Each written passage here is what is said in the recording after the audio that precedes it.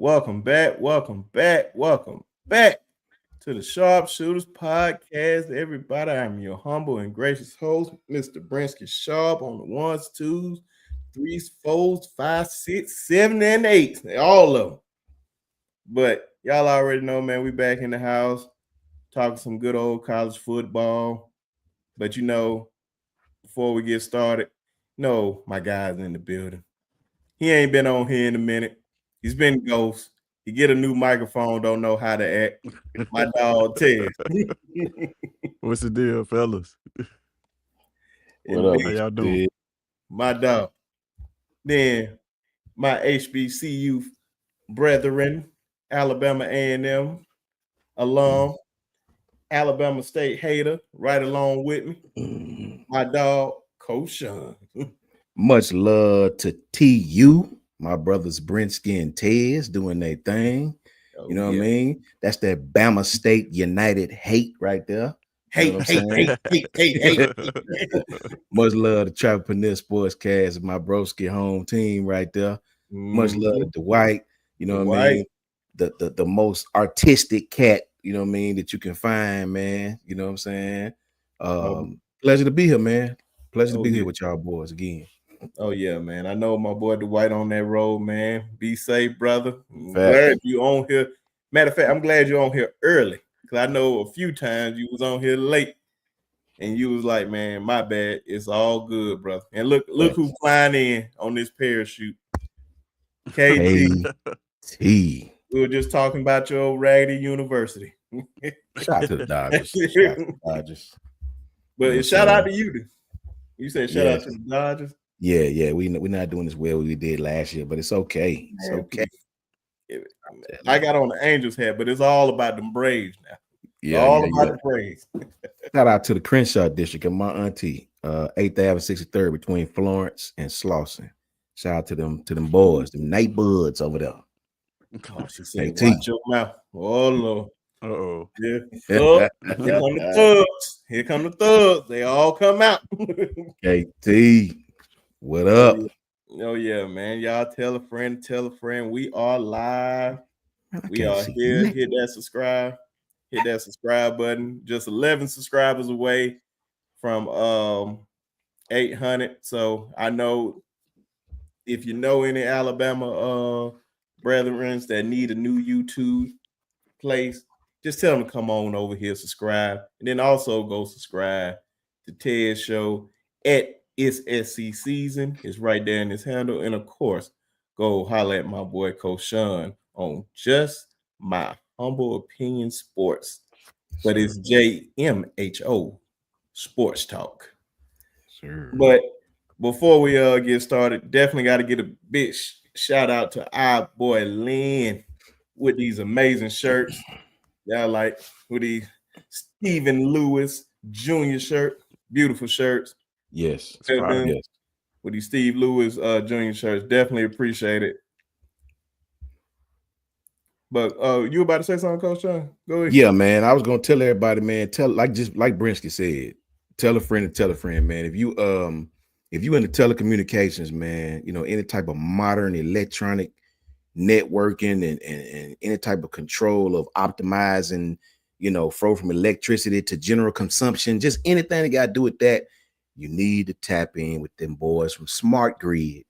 Lynn Shanafeld is who you contact. Them boys got out and sponsored by a race car, man. They doing big things at Smart Grid. I'm telling you, if you into telecommunications and you're not dealing with Smart Grid, you lacking. You're missing out. You're missing the whole boat, man. I'm telling you, any type of modern network and digital technology, telecommunications at its finest, man. Smart Grid. Lynn Shanafeld, Smart Grid. If you're not tapped in with them, you are lacking. You're missing the whole boat. Trust me. Woo. Hey, that need to be a promo ad. I love it. Mm-hmm. And look who jumped in the building. They go in right there. I got Lynn is in the house, man. Appreciate it for the shirts. Yeah, Lynn. Man. Much love to Lynn, boy.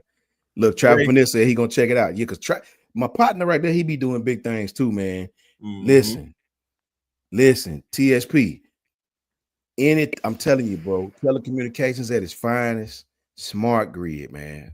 Any company, company wide, Lynn them is doing big things over there, man. Check the shirt. They doing big things. You don't get sponsors like this for cheap. Mm-hmm. You know what I'm saying? If you know. That's true. Right? So shout out to Lynn, shout out to Smart Grid, doing big things, professional as he get, and doing big things, man.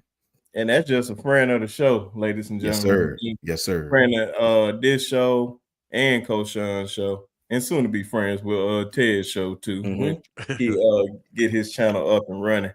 But definitely, you always support your people, and we definitely support Lynn because Lynn always supported us. From So day one, we're gonna support him heavy.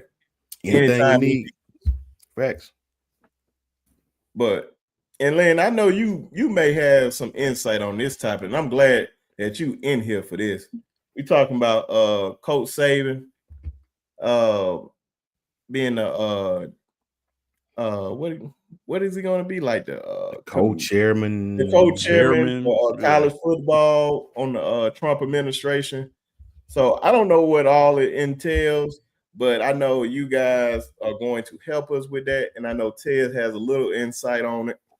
And so the more and more I feel like more people talk about it, and hopefully we have more people that jump in this so they can help with this topic to explain like what y'all believe that Coach Saban role is going to be.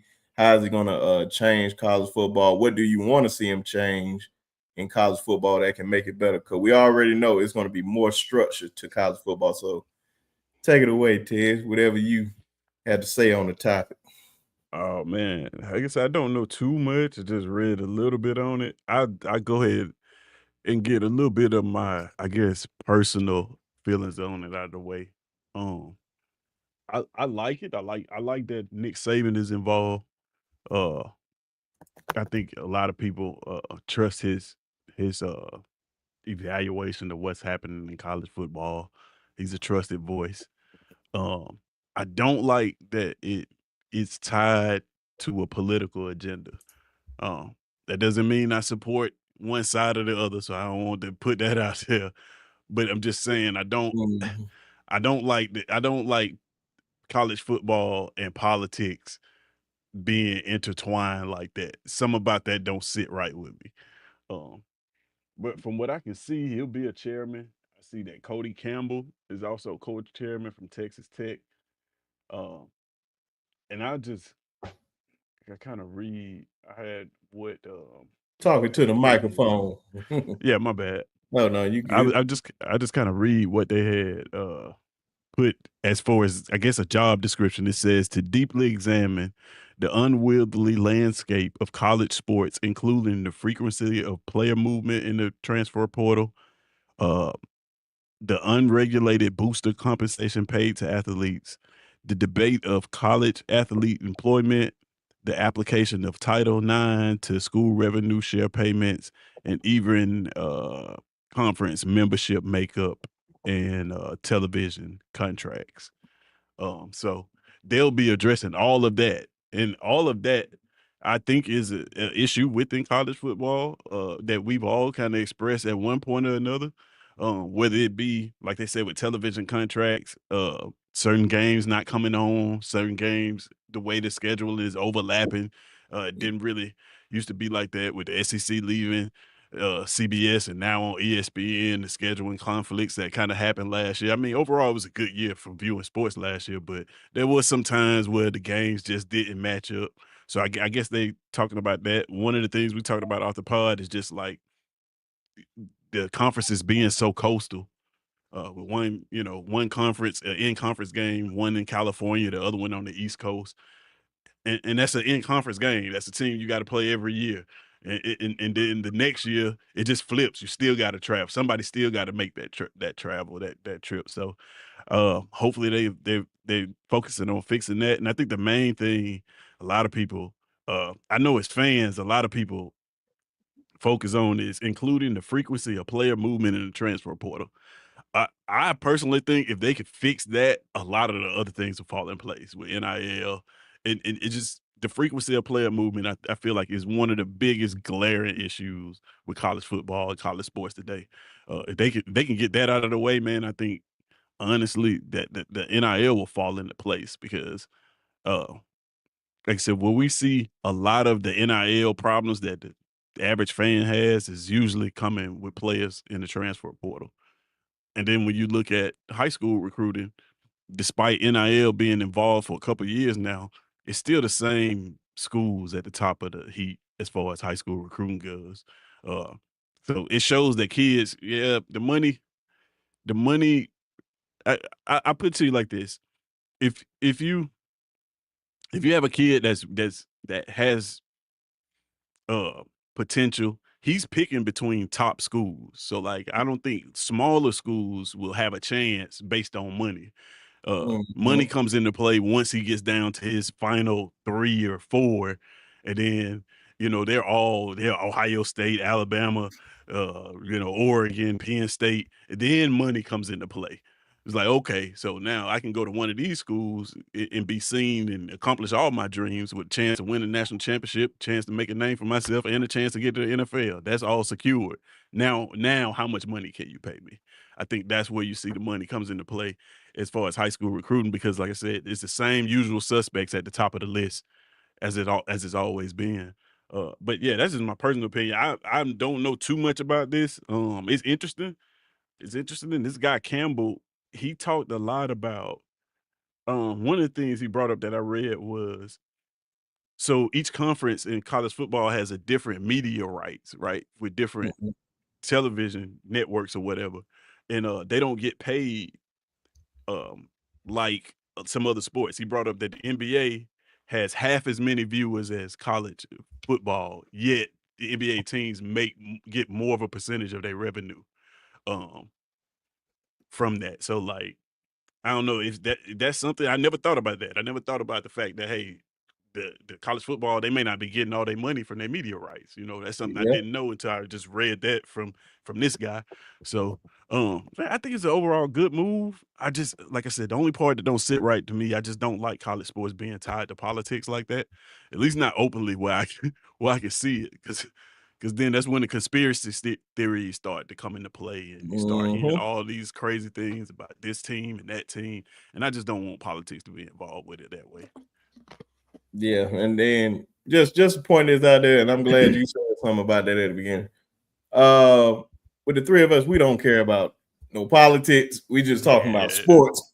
So however you feel about whoever, we not talking about that. We literally just strictly just talking about this.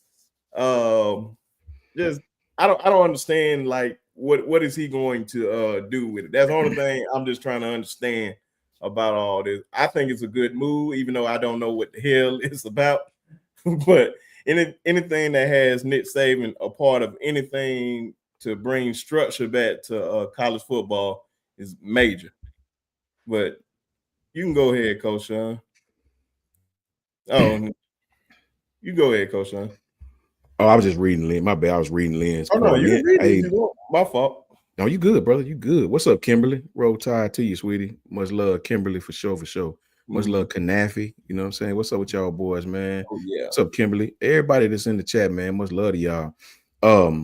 I was reading Lynn's comment right there, and that sort of goes hand in hand with what I was about to say. Um,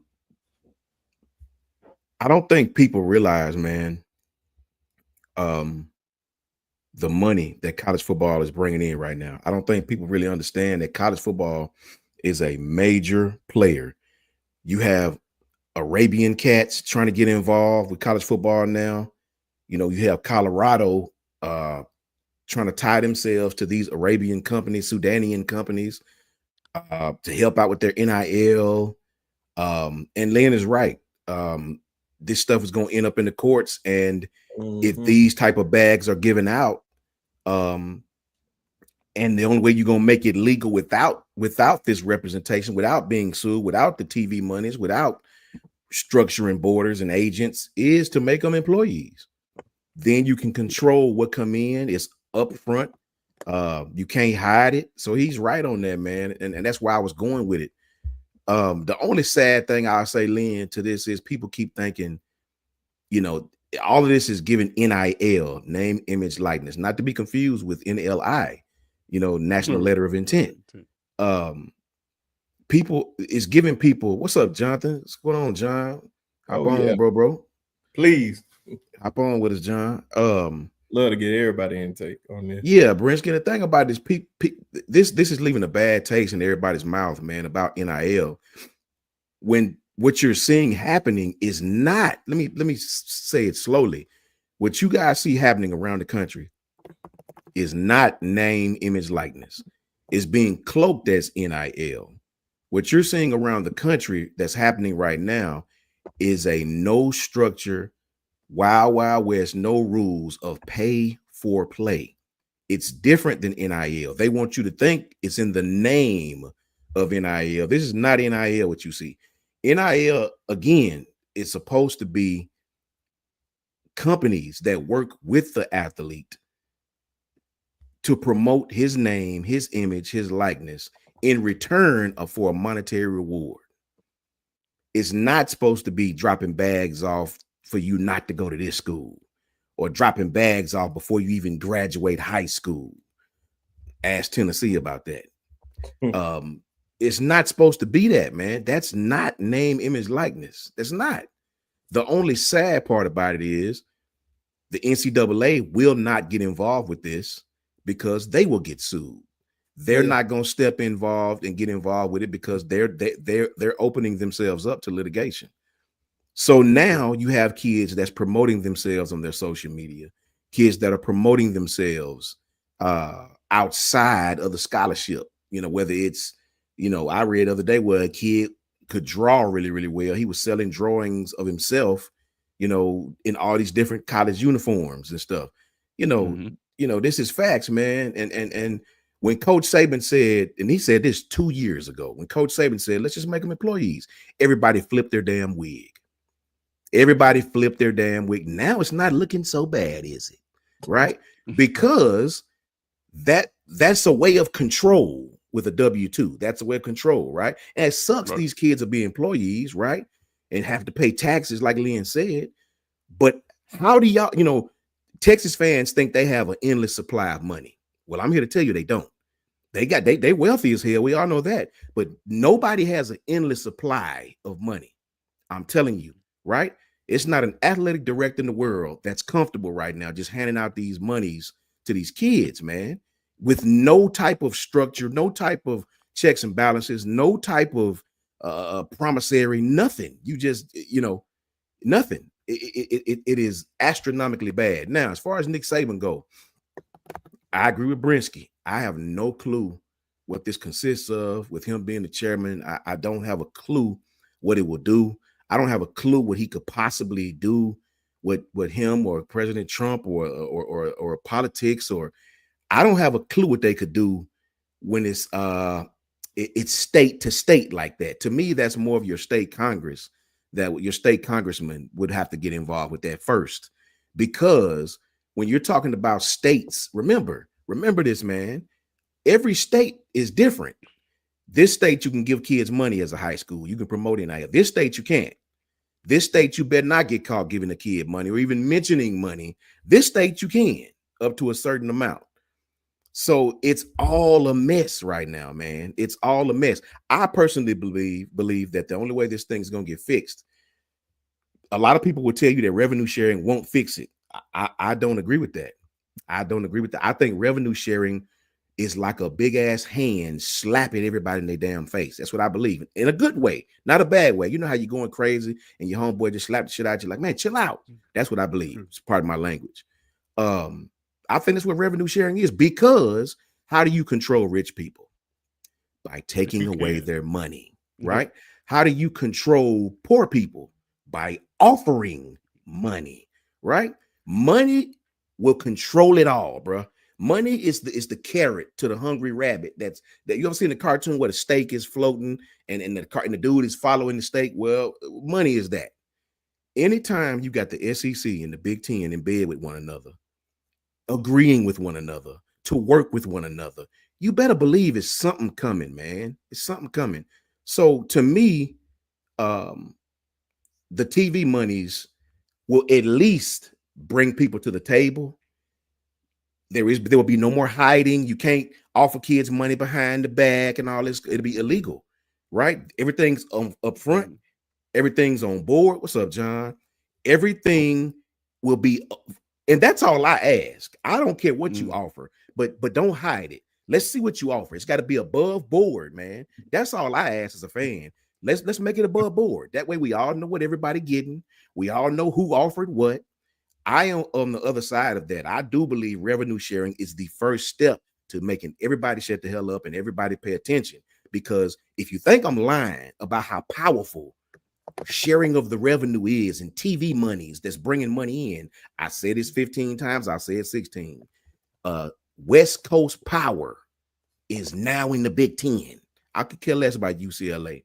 USC, their home conference is 2,000 miles away. And it's only one reason for that. Stanford from Palo Alto, California, their home is in the ACC right now. You right? All for one reason. You know what I'm saying? So the TV monies is going to control all this. The most richest of the rich want to be at the table. Pretty soon, you're only going to have the Big Ten and the SEC. Look at what ESPN offering these conferences, the SEC and the Big Ten, $1 billion, right? So, brother, pretty soon it's going to be the SEC and the Big Ten. Everybody else just get in where you fit in, right? And that's just how I feel about it. I think the revenue sharing is the first step to making, because then you control everything. It's all above board. The revenue sharing with the athletes will control it. That's just what I believe. Yeah. Lynn was saying, Coach, these kids do become state employees. All the big players will go to the state to have no state income tax. Facts. That'll be an issue for a lot of these Southeastern conference teams. teams. Facts. All facts. All 1,000,000% facts, man. Right? This is why I want Lynn to have his intake on this, because one, has his foot in it, so he would know more than all of us, like what it's going to pertain and all that. So thank you for that, Lynn. I'm just learning as I go with this stuff. But John, welcome to the show, my brother. Our good buddy, old pal. Yes, man, I would love to know how you feel about this topic, man, because Coach Saban being the co-chair for college football, like, what you want to see change? What do you think is going to happen? What is he even going to do? So first of all, breaking news today, SEC was offered 30 to 80 million more dollars. The SEC plays one more SEC game per year. If you don't think there's something there, you might want to keep watching and paying attention, right? So we know what's going to happen. We know they're going to take it. We know that schools are all going to accept it because they need more NIL money. Why? Because once again, we're not regulated right now, right? So there's no regulation to this. It's all pay for play. Everything else is the wild, wild west. Look, I think it was Coach Al, so I don't want to take this, but the simple answer to me is this: remove the student from the title. Can we just remove the student at this point? Might as well. Baseball does not pretend to do it. Hockey doesn't pretend to do it. Basketball, they're on the edge, one and done, right? They're on the one, but we know they're not really pretending, because when you're there for that 1 year for your first 4 semesters, what classes are you taking? Don't even go to school. Facts. Exactly. So we know what's going on. So there's, you know what I mean? Let's stop pretending that the student is a part of this. Let's just call it what it is, which is they're professional football players just in a minor league system. That's all it is. Now, when it comes to the revenue, sharing system and everything else, unless I woke up in a different country, we're in a capitalistic society right now. There's a thing called capitalism, which means if I provide you value, you pay me for that value. If I go to your school and you are making money and I can prove that I'm making you money, I get an offering from that. And unless I live in a different fairyland, I don't know what's going on. Right. So I think it's a very simple answer, just to remove the student from the title, because we can sit here and talk about. I think we're just going to spend hundreds of millions of dollars to figure out how to keep the student title on it, to keep them more controlled, than to just remove it and let them be professionals. Honestly, that's the simple answer to me. Like, I don't understand why we're sitting here trying to keep these really grown men, unless you're Ryan Williams at 17, which we heard 50 times, right? When you're 18, you're a grown ass man. 100. Pay your taxes, get paid, do your thing, right? And let's just stop pretending. I can sit here and talk about Coach Saban being the co-chair, and look, Coach Saban has been on this. We know this for over really 2 to 3 years. He saw this already coming. He didn't want anything to do with it.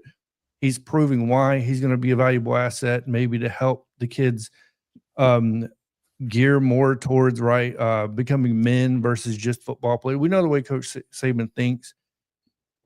And I don't know what I don't know what the position is going to really let him do, because correct me if I'm wrong, fellas, this is a brand new system that has just been made up by Trump, right? Yeah, it's really young.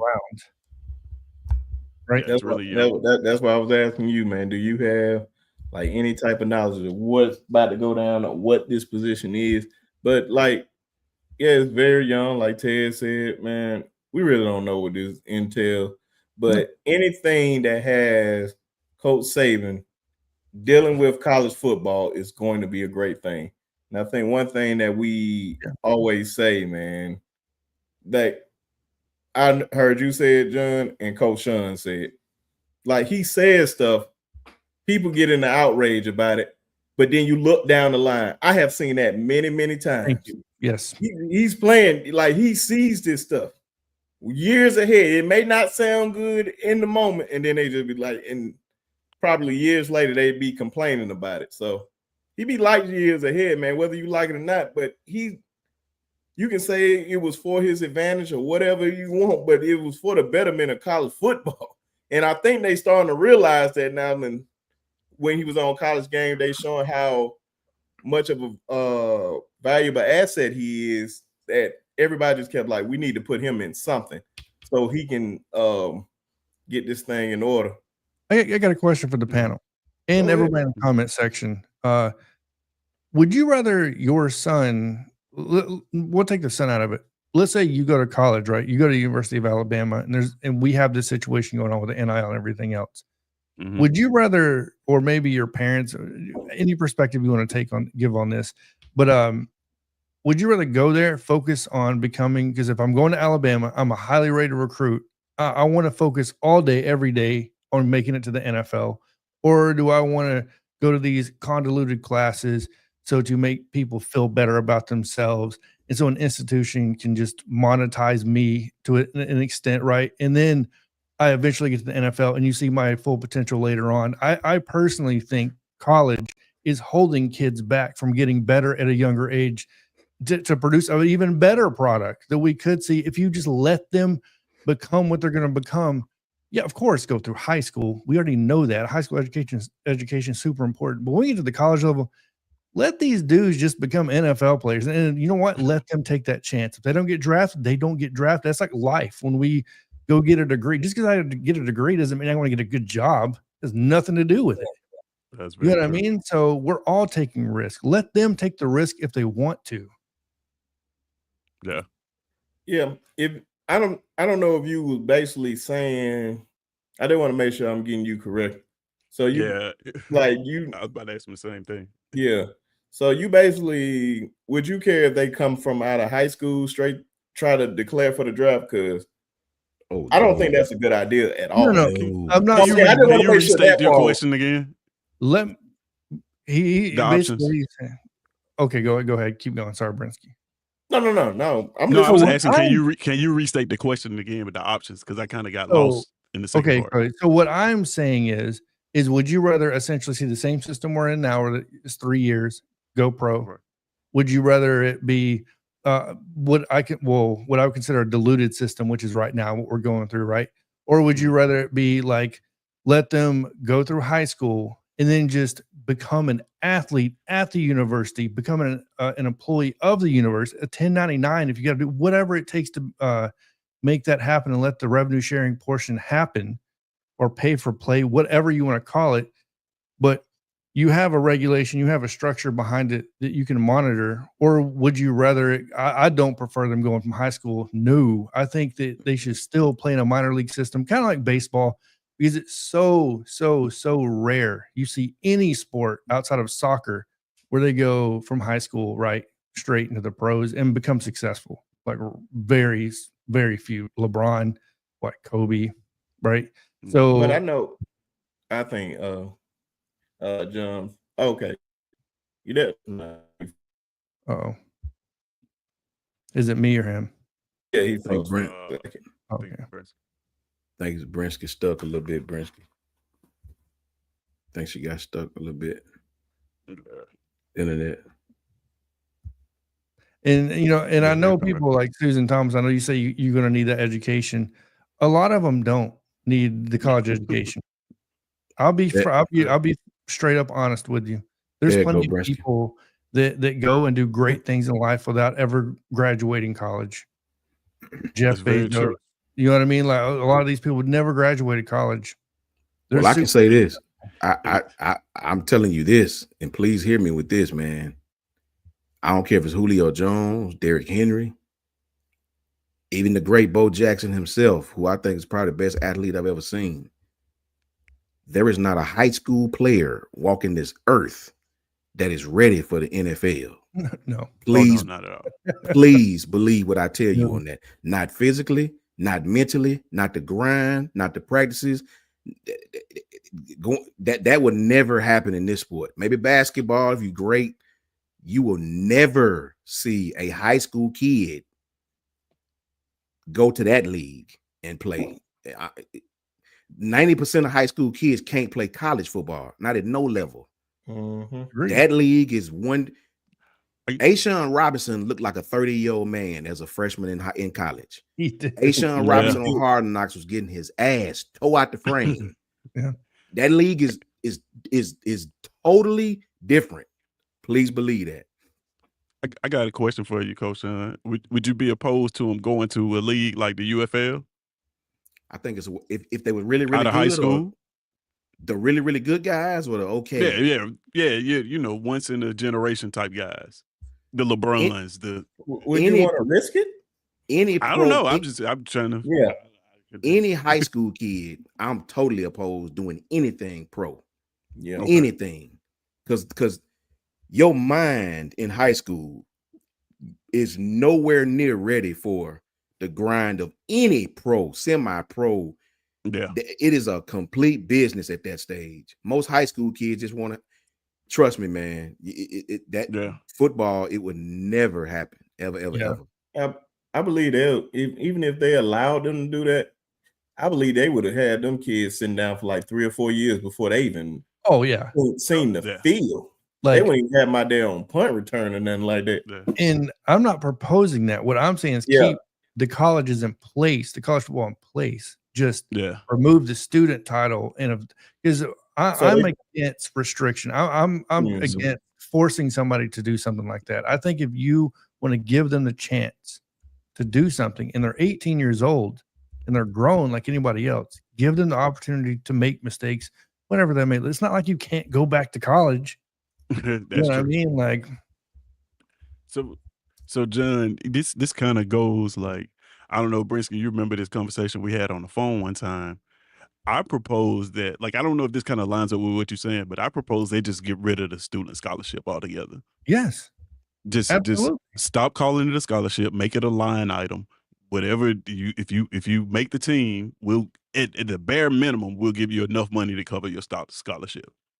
Send it through the bursator's office so that they can it can automatically, come out of there. But you need to see it. You need to, because the scholarship, how I described it, is like a job when jobs say it pays $80,000, but it really play 50, but they put 30,000 in there in benefits that you really don't.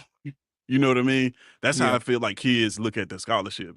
It's those benefits that not we in school, but I'm really in here for the NIL money. That scholarship, we don't even count it almost. And Tez, back it's revenue. To you, I got a question for you. So, and this is where I have the problem with the restriction is if I'm going to school at 18 and I want to go to the NFL, my lack of attention and my lack of effort towards that degree is very low. If I don't make the NFL and I realize I need a degree, allow me to come back and I get my degree. And now guess what? I'm going to be way more focused. I'm going to want to complete the degree at a higher effort, right? So that's my problem with it. I think the problem. Go ahead, Brinsky. You good, Brinsky? Go ahead. No. I think the problem with that, because you're gonna get a lot of kids that gonna think they ready and they just gonna jump into the draft, and it's gonna be a lot of, I'm coming back now, and all that. And I don't like that. We're not coming back to play football. You're going back to school to get your education. We're not adding the football portion back to it. Piano man. That's all. I'm so saying. once you make that decision to go professional, then it's over with for playing football. And I got you. Let me hit my brother Piano Man. Let me say this and bring Piano Man on this, Brinsky, if you don't mind. No, please. Let me get on the side of the school for a minute. Let me just get on the other side. Now, those scholarships, now, I hear you, but those scholarships, it's expensive to take care of these athletes, man. You know, you know, you talking about apartments, you talking about room, board, facilities, food, parking spaces, books. Those scholars now the school pay a pretty penny for these athletes now. You know, even at my university, who, you know, that scholarship is worth a lot now. You know, I seen some of my brothers who weren't on scholarship was, man, they was going through it. I'll tell anybody, and Lynn can speak to this. These, like the walk-ons, man, they go through it, man.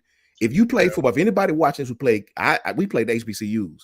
I can't even imagine how it is in a place like Alabama, but the walk-ons, man, they get treated like outcasts, man. And it's expensive. They got to pay for everything. So I will say, I hear what you're saying, but these student athletes are well taken care of. Yeah. Go ahead, Piano Man. I'm sorry. Oh yeah, before you go real quick, Piano Man. The only thing I would say to that, because the same thing that you had a problem with, Coach Sean, that's the problem I had when Tez proposed to it, because it was just like, would you trust an 18-year-old to just do the right thing with that money pay for pay for their schooling? I can imagine myself at 18 years old. I had $2,000 and I went crazy with $2,000. Me too. Give me 80,000. I would go crazy. You got to be enrolled. You got to be enrolled to play football. So if you don't do the right things with the money, you can't play football. Exactly. You got to be enrolled in the school. So it's like, it's almost like they don't have a choice. Like, pay for this school, or you're not. They'll pay for school, but did you get that book that you need for this class or whatnot? Oh, they not doing that now. That's what I'm saying. But I'm saying, like with the football players, you know, they can get away with it, but I'm just saying, like, they have access to all this type stuff. They have access to all this type stuff. Like, man, I can't trust an 18-year-old to do the right thing, and then we expect them to be financial literate when they parents probably on Section 8. Most of these people are not doing well to just do. Okay, you give them $80,000 at one time, they'd be like, oh well, my mama need her lights on. Oh, I'm trying to make sure she get a hit and make sure she good. Got to get a car, may get try to get a house or something. It's too much that go with it. And then you got a school. Nah, I don't trust them. Not with them. So that's why I said send it through financial aid. Go ahead, Ted. Look, we had 4 G's in college as a sophomore. Little refund, got 4 G. We was on South Beach in Florida at the Meridian, Miami. I woke up in a broom closet. Don't even know how I got there. Don't even know how I got there. Twisted beyond all belief, bro. 18 years old. I seen all those wonderful peaches. Didn't know what the hell to do. Bro, I woke up in a broom closet where the brooms and the little red things look like Baywatch. Sleep. Don't know how I got there, bro. To this day. No, 18-year-olds do not need all that money. Trust me. Yeah, so that's what. Shout out to Ebony. Shout out to Ebony. Yeah, that's exactly what I was about to shout out. Shout out to Ms. Williams up in the house. KT, Kim, and all them. They laughing at us. Appreciate it. And she should know firsthand, man. Like they helping their parents, man. And like, but I just can't give them all that money just at one time. I can't trust an 18-year-old. That's why I said send it through financial aid. So like, like right now, even I don't know if I want to speak for everybody. I know I had financial aid coming through school, right? You know, like when you got financial aid, the first thing they do is take the money for your school year out. Then you get the rest. So if you do it that way, then you don't really have to worry about them not paying their scholarship. Now, what they do with the rest of it, we see what they're doing with it now. They buying chains and cars and all kinds of stuff. So Yeah. There's no difference. but they need to be able to South see Beach. that, like, hey, you going to school here, and it costs this much for you to go to school here. Because, like, They I still think ain't gonna now the understand kids that. don't think about it. They still ain't gonna understand it, man. I'm South telling Beach. you. They probably won't. Are we acting like it's not going on right now? Look, we're not giving them millions or hundreds of thousands. That's what I'm saying. Like, so, but okay, so where's the line in the sand? If I'm 18 and I can draw money on my name that's worth $100,000, I don't care if I'm 15. I feel like I earned the money. If you're making money off of my name, I don't care what age I am, I should get that. Perfect example is Macaulay Culkin. How did that dude go broke? Oh, because his parents spent all of his money, but he's so, you know what I mean? So the parents, the older people, the more mature people blew his money and he's left with nothing off of what he did. That's my point. Yeah. Piano Man, I ain't get your input on this, brother. I want to know how you feel about all this. I want to know how Sean got in the broom closet. I don't know, bro. I don't Hey, it know, was in the back of my mind now. I don't think he remember Piano Man. bro. Look, bro, I'm just going to come out and ask the obvious question. Listen, you preaching to the choir, because I'm not even going to tell my story, bro. Y'all going to look at me a whole lot different. All I know, I ended up in New Orleans and come home with a whip in my hand and a bow, and the rest is history, you know. But listen, I went to a private school, and scholarship, even financial aid, was hard to come by. But the guys that played at where I went to school, those walk-ons, like Coach Sean said, they caught pure D hell just trying to go to school, put gas in their car, because they couldn't stay on campus unless they paid for it. There was no meal ticket unless you paid for it. So when you look at the situation, and that was back in the Gap, what I'm talking about. So when you're talking about this astronomical amount of money that's being released to these kids, the question is the situation where they come from. Because most of them is like what Ebony said, they're helping their parents, they're doing this, they're doing that, and the third. But what the other side of that coin is what whoever brought up Macaulay Culkin. These some of these parents are just as irresponsible as the child, and they really don't have their child's future at heart. What they have is the right now at heart.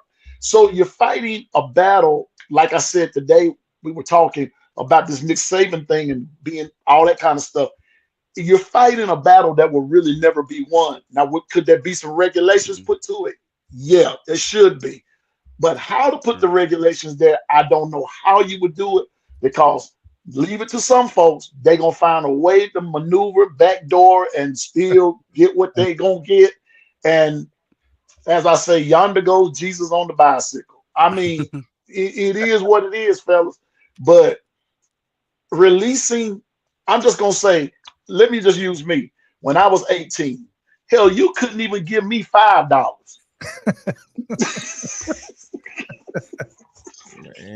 You couldn't even give me $5. Because, bruh, $5 back in that day, they could buy a lot of Popeye's chicken, brother. That's all I can say. So you sit down and think about 100, I'm just going to say just $100,000 to an 18-year-old.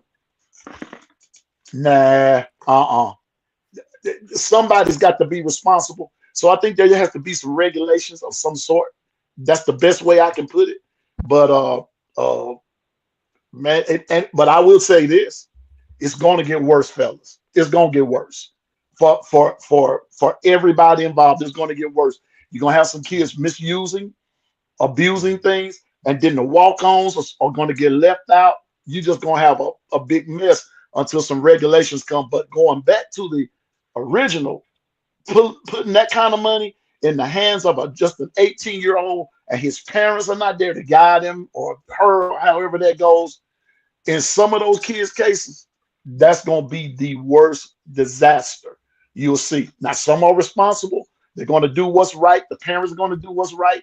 But then there are some, you're going to have some Macaulay Culkin and Gary Coleman parents and all that kind of stuff. You're going to have all of that kind of stuff go on. So it is what it is, fellas. But my question. You break out with them real phone. You went out. Okay. Say that last part again. We didn't hear that last part. I'm still gonna ask now that I got that out the way about the all that financial aid stuff and $100 million in the hand of an 18-year-old. I'm going back to Coach Sean, bro. Let's talk about this broom closet. Look, shout out to my boy Poot Anthony Harris from Birmingham, Alabama. Yeah. Shout out to my boy Brad Jefferson. Shout out to all them fellas that was with me, bro. First time in my life, it was in Florida, South Beach.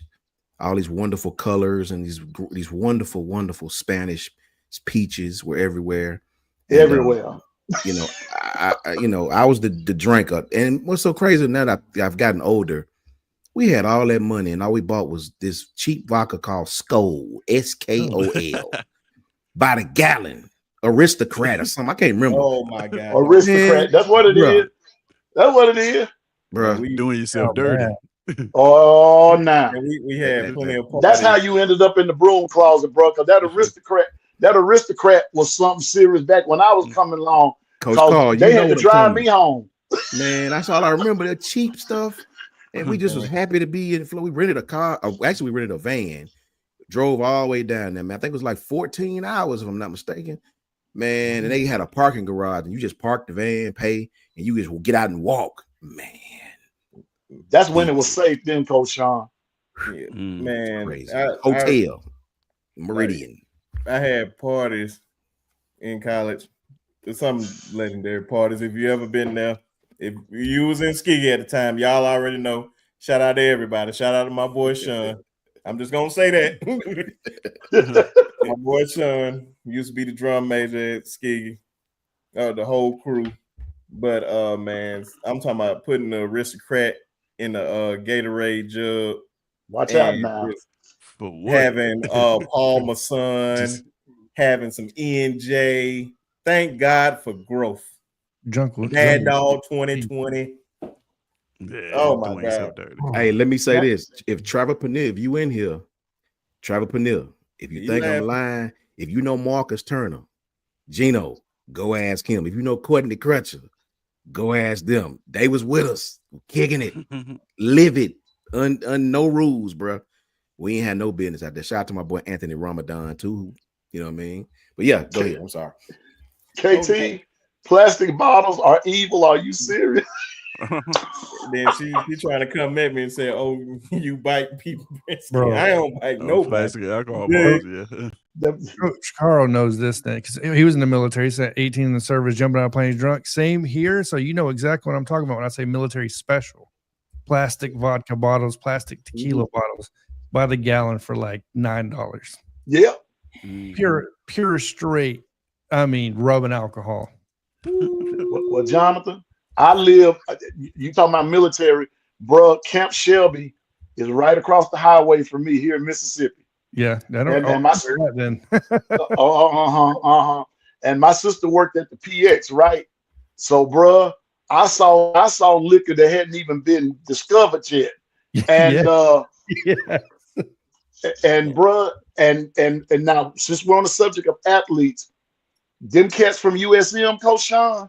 Some of them cats from William Carey, especially them cats from Carey, that was daring enough to hit that PX, and they knew somebody. Oh my God! Those parties would. I went to Carey, Carey College. We will love thee, loyal. We will be, all that kind of stuff, and all that. But brother, on a Saturday night, from Friday to early Sunday morning, it was straight whatever. And once you got through with the basketball game. Like they said, plastic bottles are evil. They're just evil. But it's going back to like what we're talking about. Even back in that day, you didn't have NIL like you have it now. but you couldn't trust an 18-year-old. Like I said, you couldn't trust us with $5. What you think we gonna do with no regulation with over $100 million? And that's not even counting endorsements. Like, come on now. So you're looking at this infinity amount of money. You can't even put no cap on it. And man, but I hate to say this, but somewhere along the line, something is going to happen, and it's going to mess up somewhere. It's going to mess up somewhere. I don't want to throw no shade on nobody and rain on nobody's parade, because I want to see the players make money. I want to see it because you're making money off my name. I want to see that. But I also want to see some regulations with it, because I still want them to get their degree. I still want them to get it. Yeah. But some of them say, I'll get it after I go pro. No, you won't. Not all the time. Not all the time. Just put button on it before we move on real quick, man. I'm just thinking about, man, if they gave me that much money, just thinking about some of my young bulls in high school right now.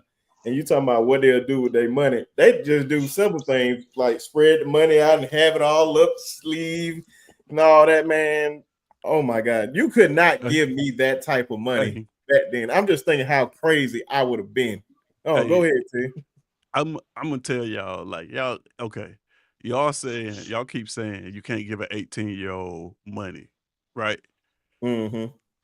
I'm not saying I was an 18-year-old with more money than I needed to have access to.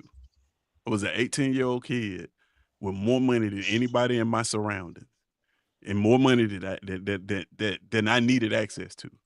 By 20, I was dead broke. What does an 18-year-old do with that kind of money? They buy everything that they want to buy. And they everything. Homies. But the dangerous part about an 18-year-old having that type of money, and I tell anybody this, is not so much what they'll buy. It's not even them going broke. It's the people around them. It's how people treat them when they know that they have more than the stuff that they let slide. Oh man, well, this is cool. This is cool because this person is this. This is cool. And what happens to the people who try to tell them? I'm telling y'all just straight up from my story alone. It's just like all the people that were trying to tell me back then, like, oh man, you need to chill out. You need to do this. You need to do this right way or do this. Mm-hmm. I labeled those as haters. And everybody around me went the same way. Oh, they just hating. They just hating. Haters. Can I make one point to this? Yeah, go for it. We're going, so by a study that's been done, right? So through multiple universities here, 78% of NFL players after a 3-year contract in the NFL are completely broke, filed bankruptcy, or in financial distress. So the 18, I get it. You're 18. But just because you're a little bit older, maybe a year or two, does not mean you're not going to blow the money. And we've heard there's Netflix documentaries over it. So, yeah, to your point, it's not so much about the age. It's about, it wasn't so much that I was young or these kids are young. It's that they've never been taught about financial literacy at all. So it don't matter what, you could be 50. If you don't know how to handle money, it could be a detriment to you to get a lot of it.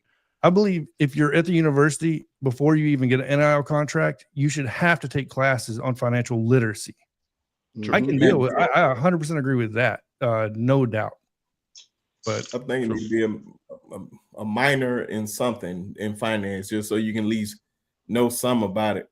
But I think that need to be for like everybody all around. But just hit Miss Williams stuff real quick and then gonna move on. Said, let's not forget how much money it took to raise these athletes. Mm-hmm. These D1 kids, I just say kids, been special since 4 or 5 years old. I'm glad mine has money and I'm not in my pockets anymore. I get my allowance now. Hey, I get my allowance now. I love that. She right. That's a good feeling. Yeah. And if you don't know, shout out to Noah Carter. Facts. Mm-hmm. So man. Noah. That's the thing, man. If you can, especially if you can help your mama, especially retire your mama. Shoot, Coach Prime just posted a picture the other day with his mama sitting in the chair. Said my mama ain't worked since '89. She chilling. I think that's every man's dream to retire their mama. If you can do that, man, that's a blessing. I don't care what you do. You can be in the pros, a lawyer, a doctor, whatever. If you can retire your mama, that is a blessing. Most folks can't do that. That's what Stephen A. Smith said he did the moment he signed with ESPN. Oh, He yeah. said the first thing he did was walked up to that hospital and told his mama, "You out of here. You ain't got to do this no more. You ain't got to do this no more." So it is a good feeling. But I'm just saying, but everybody just needs to be responsible. Yeah, I agree. Yeah. And you got to know how much money you need to retire somebody. Yeah. It's like a lot of these kids have lofty dreams. They come in, they get the NIL money. It seems like a lot because they never had it. But you talking about telling your mom that she don't have to work no more, and you may not have that much money, especially if you don't have a plan in place for it to make more money. It's gonna go quickly. Mm-hmm. Got to spend money to make money. True. And just to move on, I thought it was I think the next two topics from the great Josh Pate, one of the best people in college football, I believe, that talks. But he had a topic about new playoff teams, like this upcoming year, like teams that can possibly make the college playoffs this year. Just want to see, do you guys see any team that is new jumping into the playoffs this year? Of course, there's going to be a few new teams in there, but who you guys think is going to be in there? Whoever wants to go first.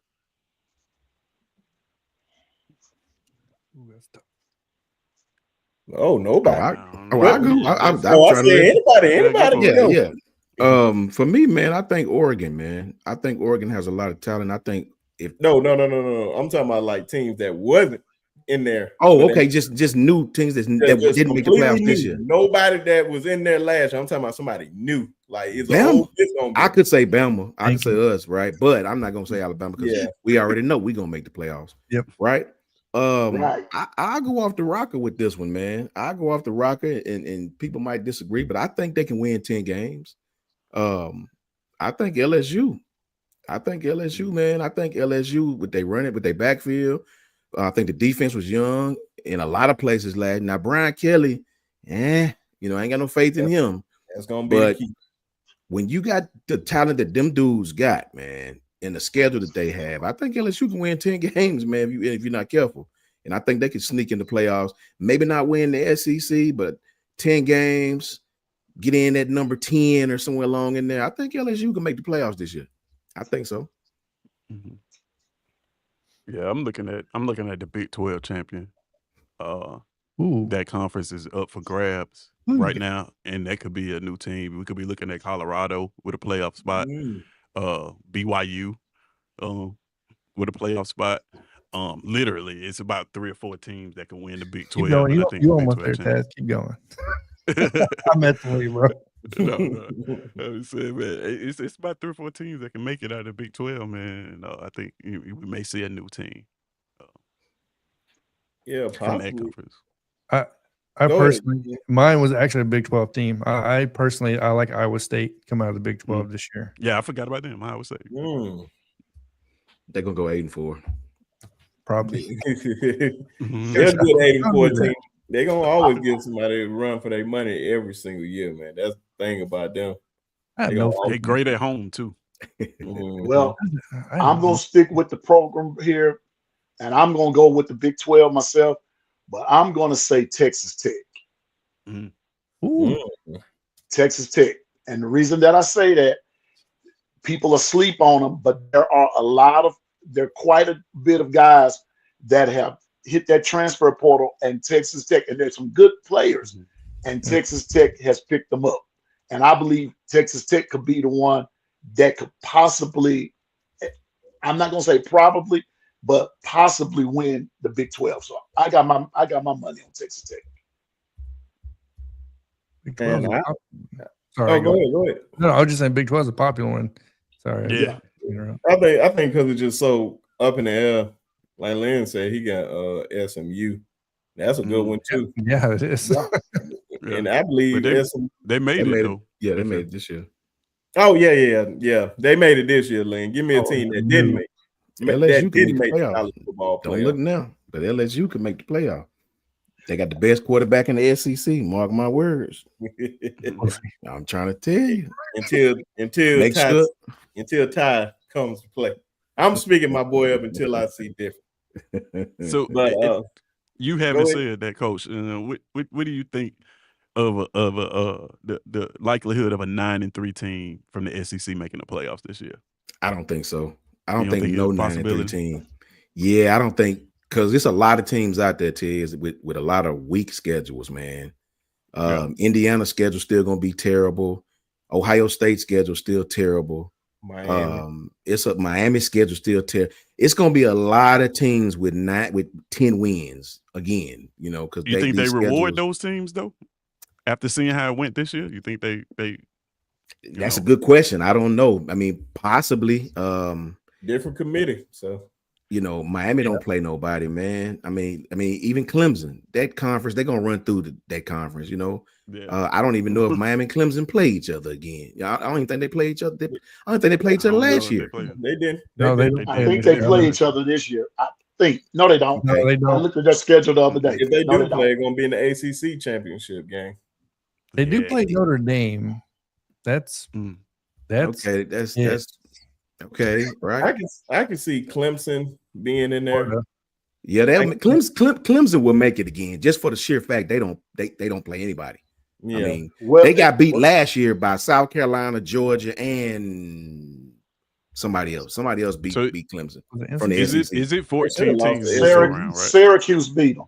There we go. Yeah. No, Clemson was in there last year. What am I talking about? Yeah. So it's Georgia 14 beat them? teams this go around, right? Is what Tez? Is it 14 teams this go around this year? No. I think that's next year. 12. Yeah, next I think year that's 14. next year. Okay. Yeah. Okay. But Coach Sean, may I interject right here? You're talking about Clemson. Yes, Clemson plays LSU the first game. First game. First game. Right. Clemson plays LSU, so we're going to find out what both of those teams are about on day one. Fact. So, and I was strictly talking about their conference schedule. They like Wake Forest, North Carolina. I mean, they don't play. The ACC is weak anyway. I don't mean that. I don't mean no disrespect to anybody in the ACC, but you can't compare them with the SEC week in and week out. So the toughest game on Clemson's schedule is actually their first game, and that's going to be against LSU. Same as Georgia last year. Facts. Same as Georgia. But the problem is now, since you were on LSU, will Chip Kelly blow another first? That's the last 2 years. Yeah, he blew it against USC. Yes. And he blew it against State. Exactly. Yes. Yes. I think this year, just with his quarterback, he's some of his mistakes will be covered up, man.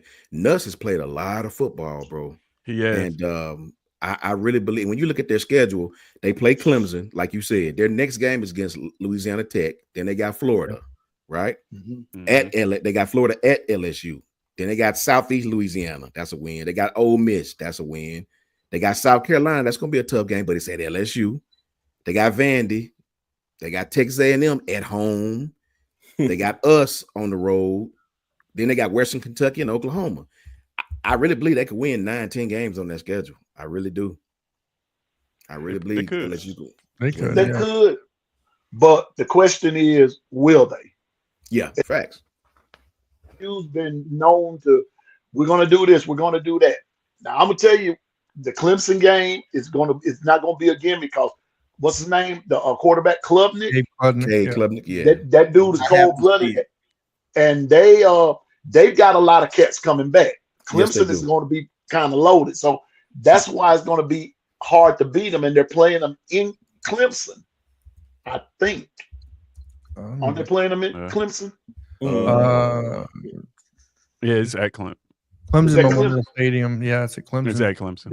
They're playing them at Clemson, and you know how that crowd is going to be. So that's not going to be a gimme game for neither team. So, but I think that whoever wins that game they're going to be feeling real good about themselves going into the rest of the season. So that game is important for both teams, both LSU and Clemson, to pull that game out. But like I said,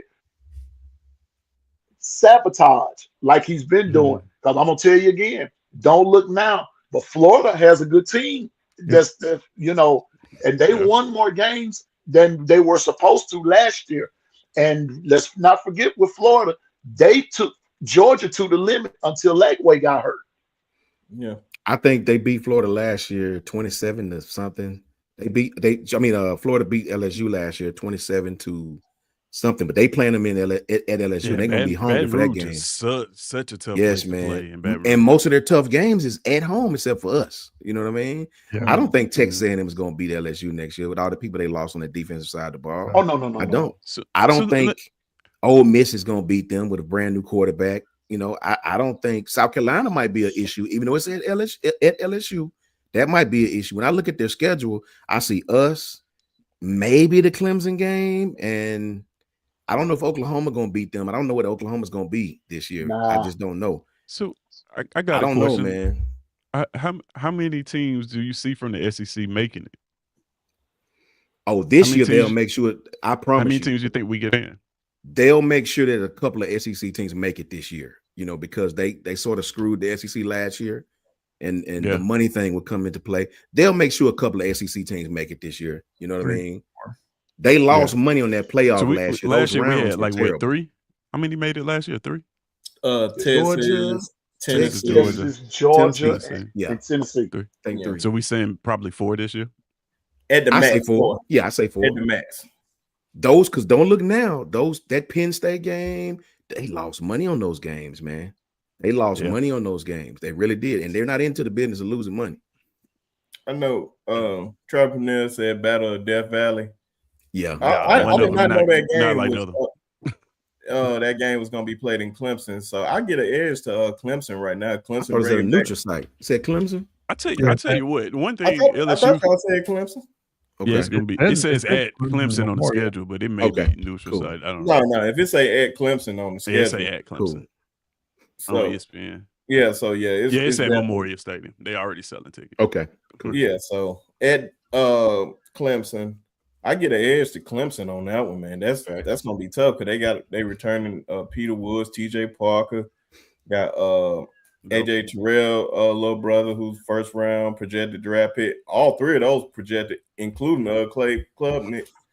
They bring back what's my Waco. He's a wide receiver. He's nice. Out of the class with Jeremiah Ryan and Cam Coleman. He former 5-star. So it all depends on Clay, man. I just got to see it. It sounds just like you guys said, you don't have no faith in Brian, as I don't either. I don't got no faith in K. Klubnik.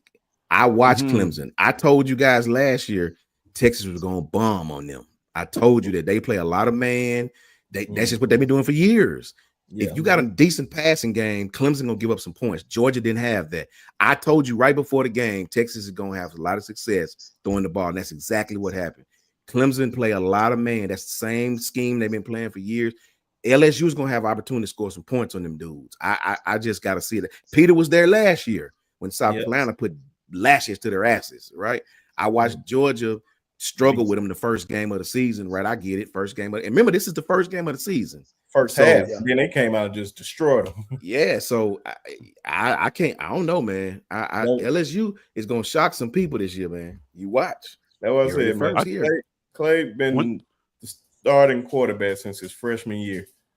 It's time. Like, if you consider him like as a top 5, not even, they consider him in like a lot of mock drafts, top 5, top 10 pick. I got to see what you do on that field, like Drew Adler, which I completely don't understand that. Somebody, it's a lot of people on the most facts on all, like from Mel Kiper to Todd McShay to some of the best minds in college football. I don't know how. I don't know how he's up there. That's a question for Tez right there that Lynn just asked. That's only for Tez. What did he say? Does Hugh Freeze have to make the playoffs to keep his job? I don't think he got to make the playoffs. He better have his job. Yeah, but it better come close. Yep. 9 wins, 8 wins, 9 wins. Yeah, I say 8 wins for him. 9 wins. I personally think 9 wins get you in the playoffs. I think if we think so, Because I think if we put 4 teams in there from the SEC, one of them teams has got to be a 9-win team. It would have been Alabama this year over Indiana, but you see what I'm saying? Or South Carolina. It would have been one of those teams this year over Indiana or SMU or one of those teams that we know didn't deserve it. I think a 9-3 SEC team is gonna get that. They're gonna give that the nod this year, just because of how badly it ended. Like, think about it, it was blowouts. Yeah, sheer principle. Yeah, this is why. Okay, so we're talking about Nick Saban earlier in terms of NIL. I want Nick Saban on the competition committee. I want him to do this playoff thing. Let the lawyers handle the NIL and transfer portal situation. You get on this playoff committee so we can stop getting teams and giving away these automatic bids. That's what I want to see. I want to see Nick Saban a part of that. But one point I was gonna make real quick about LSU. We're talking about that game against Clemson. I just looked it up. LSU has dropped the first game in the last 3 seasons. Yeah. Last year they won 9 games. The year before that they won 10. The year before that they won 10. Yeah. So that first game for them, it's important for Clemson because I don't think they got that track record, but LSU is proving that, hey, we can drop that first game and turn our season around. 10 games. Like I said, you heard it here first. But you know what, though, Tez, about that with LSU. And that's all under Brian Kelly, too. So, and I got that. I understand that. But if you go back and look at LSU's schedule, they don't beat the big team. But then again, their schedule is kind of soft. Yeah, it is. They don't really play. Let me see. They'll play Ole Miss. They'll play Bama. They'll play Texas A&M. And see, you know, and when you sit back and you look at it, sometimes they struggle with those teams. But then that's the power of the SEC. You know, so I see which way you're coming from. They can lose their first one, but I guarantee you they don't want to lose it. They don't want to lose it. No, they don't want to. And shout out to Jason in the building. He said Allen's getting hype because he has comparable size. Yeah, I've seen that. Attributes to Josh Allen, he still has a lot to prove. Man, listen here. I don't care if he's compared to Tom Brady. The man is not good, man. I know what I see. When it comes to the big games, man, he does not show up. I don't know what they see in him. Like, he's going to throw the ball away to the other team at some point. Just look at the Notre Dame game. He had moments, yes, but I would not trust this kid whatsoever to lead my team. Now, I know they said they want to hype this draft up that's coming up, saying that, oh, this more loaded draft than this year. Why? Because of the names? Because I don't know who you can just say these guys are just like, oh man, I'm fighting to go get Drew Adler, or I'm fighting to go get Clay Klubnik, or some folks would be like, oh, I'm fighting to get Arch Manning, but that's probably the best you're gonna get. But that's about it, man. I just don't see it in this class. I just think it's overhyped right now, but of course the game's got to be played. A lot can change my mind. I think it has a lot to do with just there's a lot more starters coming out that have been starters for longer periods of time. The Cade Klubniks that we've been hearing about. Drew Aller's been at Penn State. It feels like 5 years, even though he hasn't been. Not saying he's any good. I just feel like you said the name. I feel like the name is pushing the mock draft and the draft more, like you said, than anything. Because we've just been hearing them for the past years on. It was like Bosa when he was at Ohio State, man. It was like, good Lord, it felt like you were there 10 years, but he was pushing the draft. You know what I mean? Like, I feel like Klubnik's the same way. And I feel like that could be a big deal. That first game, Cade Klubnik versus Nussmeier, both of them potential first picks in the NFL draft. See, I have more faith in Nussmeier. I know Nussmeier can go out there and throw it. Yeah, I don't believe in play. You got to show me. If I got a choice, give me the quarterback that did it in the SEC. I'm sorry. I may be biased, but we talked about that gauntlet, bro. We all agree. Look at the competition club they played last year. He played terrible in them games. Exactly. That's what I'm saying. Look, respectfully, let me get on my team, our team. Alabama, Florida State, win. Louisiana Monroe, win. Wisconsin at home, at our home, win. These are all the potential losses. That might be easier. Alabama, Georgia, maybe a possibly a potential loss. We're not losing to Vanderbilt again. That's a once in a generation thing that happened last year, and they're gonna be out to put some lashes to somebody's asses in that game. So I'm not even gonna count that. Missouri, that's a win. Tennessee, that's a win at home for us. South Carolina at South Carolina is gonna be you mark my words, it's gonna be a tricky game, bro. You know what I'm saying? That's 2. LSU at home, I still got us. We're gonna be out to prove something. It's gonna be a lot. I think LSU is gonna either have one loss or be undefeated going into that game. Just what I believe. The Oklahoma game is gonna be a payback game at home at night for Alabama. They're not losing that game. And Auburn, I see the Georgia game and the South Carolina game as potential missteps. Potential, right? So look for Bama to be in the playoffs, man. Look for Bama to be in the playoffs. I know we go down to Jordan Hare, so this year, and that's always the trick 'em. That's the trick 'em. Yeah, I don't care. It's just somebody that rabbit's foot that they got in that stadium. We need to find it and get it out of there. All Bama fans. We had the grave digger play last year, and 2 years before that, we had to win in overtime with Bryce to John Mitchell. So he did Brinsky right.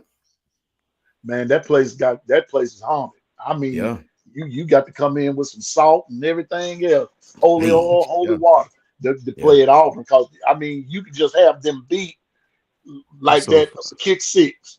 Like so flattered. That great, man. You know, I was sick. Hey, Ted, now don't get beside yourself. Piano man. Ted's up there smiling. Look, Piano man.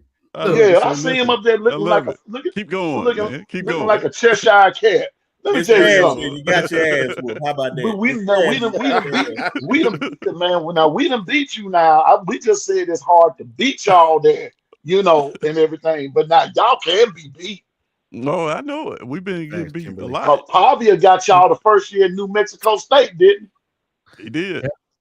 He did. Got our ass too. That's why we knew he was coming to the SEC. Yeah. We tried to warn people. Like, hey, this guy. He's at New Mexico State. Like, listen, no, we tried to warn y'all. No, we seen what was coming. Well, Jerry not that first time. Not that first time. He came from when they came to New Mexico. When he went to Vanderbilt, we knew, like, hey, this kid. They did the exact same thing they did at New Mexico. The offense, none of it changed. It's crazy, bro. The problem. But he coming. But look at Ted. He coming to Tuscaloosa this time. We got something for Pop. We got something for him. That was an embarrassing game. Yeah, they're gonna be out to prove something that game. Yeah, buddy. Yeah. The thing about Auburn. Go ahead. Oh, no. I was just going to say this real quick. I said the thing about Auburn, man, when you play in that stadium and you playing against, just say like a Cal or an Arkansas or somebody like that, y'all play down to your competition. But let a LSU, let a Georgia, Auburn is always Alabama coming up. It's feel like y'all got 6 stars on your team. 5 stars, 6 stars. Everybody playing good. You know that I think that's more so to the coaches we had. Tuberville was like that. You're going to lose these games you're not supposed to lose. You're going to win the big one to keep his job. And since then, we've all had coaches that have done the exact same thing. Gus Malzahn the same way. You beat somebody you're not supposed to beat, but then, you know, somebody you're supposed to run over, you get drugged. I'll say this about Auburn. I'll give y'all one lick of credit. When Gus Malzahn was there, I will say you guys had the toughest stretch of college football games week to week as far as late in the season than anybody in the country. It was times when Georgia would be we had the 8-man corner before they moved the Georgia game. And man. Y'all would play Bama and what's crazy, we would be 1-2 or 2-1 or however. And y'all was the only team in the country that had both of them as y'all rival. Back-to-back games. That's terrible. And then it was, if it fall on the right day, both of those games be away. So at Georgia, at Tuscaloosa. Yeah, no team in the country I'm so glad they would have survived that. That's just a fact. Yeah. I will say this though, while we give now, I believe in giving credit where credit is due. 2 years in a row, y'all had Georgia where you wanted them. Man, y'all just ran out of gas down the street. That's all, and that's when I knew then that Georgia mystique had gone on out the door, because honest to goodness, y'all had Georgia beat you. Well, you had them where you wanted them. they had to pull Brock Bowers out on you in one of those games. That's the only reason y'all lost. So I can understand why I wouldn't panic so much, but you still got to get it together because y'all played Georgia to a point the way you should have beat them. The only difference between us and y'all, we did beat them, but y'all should have beat them. Because if y'all had to beat Georgia, I'm telling you now, Georgia wouldn't have probably won another game that year. I'm telling you. And the crazy thing about that piano man, my fault, Ted. I'm just gonna say that real quick. I was right by Tez when before that game, and we was at Coach Sean's alma mater. We was at A&M for their homecoming, sitting right there. I was like, oh damn, Auburn may pull this out. Then Brock Bowers just turned into Brock Bowers and took over that fourth quarter. Remember it like it was yesterday. They kept playing match zone, and dude was killing them. How the hell is they in match zone, man? I tell you what, man, if you really think about it, one of the reasons why a lot of Auburn fans are optimistic is last season every game we lost, we was in the fourth quarter. But it was some of them games y'all shouldn't y'all should have just won. Yeah, like straight up. Yeah, but there was no game where we just looked like we should be ran off the field. There was no team that came out there and played us where in previous years there have been teams that come out there and be like, oh, well, we're not even in the same realm. There was no team that proposed that kind of threat to us last year. BT, what's going on? No. And what Jason said, he said, I still hate Nick Marshall. Facts. His non-talking self. Like, a lot of people give that boy can't talk, man. A lot of people give Gus Malzahn trouble, but man, he went to a national championship with Nick Marshall. Yeah.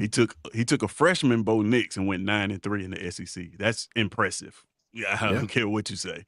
Man, he had his moments, but just for the long term, he couldn't get it together. To just S word on Auburn real quick.